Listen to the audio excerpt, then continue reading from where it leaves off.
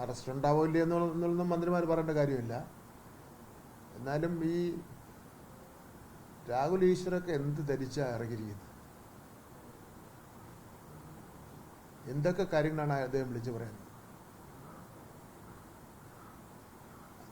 Minimum നിയന്ത്രിക്കുന്നതിന് വേണ്ടി ഒരു രാഷ്ട്രീയ പാർട്ടിയുടെ തലപ്പത്തിരിക്കുന്ന നേതാക്കന്മാർ വേണ്ടി ആരെയും എന്തും വിളിച്ചു പറയാമെന്നുള്ള ഒരു സാഹചര്യം ഉണ്ടായിക്കഴിഞ്ഞാൽ നമ്മുടെ നാട് എവിടെ ചെന്നിക്കും?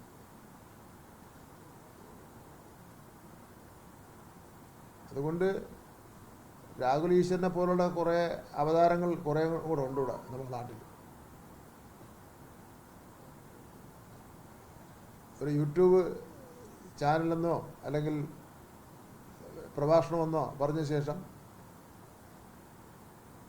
ലോകത്തുള്ള എല്ലാ വിഷയങ്ങളെ സംബന്ധിച്ചിടത്തോളം പറയുകയാണ്. അത് പറഞ്ഞോട്ടെ, അത് അങ്ങനെ നല്ല കാര്യങ്ങളെ സംബന്ധിച്ചിടത്തോളം വിജ്ഞാനം ഉണ്ടാക്കുന്നതിന് വേണ്ടി നാട്ടുകാർക്ക് ഉപദേശം കൊടുക്കുന്നത് നല്ലതാണ്. പക്ഷെ കുടുംബങ്ങളെ തകർക്കുകയും അസത്യമായിട്ടുള്ള കാര്യങ്ങൾ വിളിച്ചു പറയുകയും ആക്ഷേപിക്കുകയും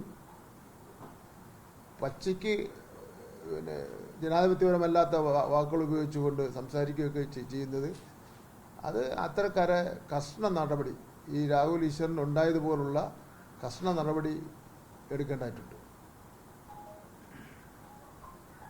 കോൺഗ്രസ് നേതാക്കളുടെ പേരിൽ കോൺഗ്രസ് സംസ്ഥാന ജനറൽ സെക്രട്ടറി സന്ദീപ് വാര്യർ, ആ സന്ദീപ് വാര്യർ ഉൾപ്പെടെയാണ് ഈ അധിക്ഷേപത്തിൽ ആ കേസിൽ പെട്ടിരിക്കുന്നത്. നേരത്തെ KPCC പ്രസിഡന്റ് പറഞ്ഞത് അവർക്ക് കോൺഗ്രസ് ബന്ധമില്ല എന്നുള്ളതായിരുന്നു.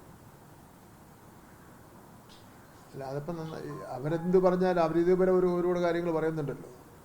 അവരെന്ത് പറഞ്ഞാലും അവരുടെ ഓരോരുത്തരുടെയും ബയോഡേറ്റ നാട്ടിലെ ജനങ്ങൾക്കറിയാലോ. അപ്പോൾ വീണ്ടും വീണ്ടും അവർ പറയുന്നത് കള്ളത്തരമാണെന്നും ജനങ്ങളെ പറ്റിക്കുകയാണെന്നുള്ള കാര്യം ഒന്നുകൂടി ജനങ്ങൾക്ക് മനസ്സിലാക്കിക്കൊണ്ടിരിക്കുകയാണ്.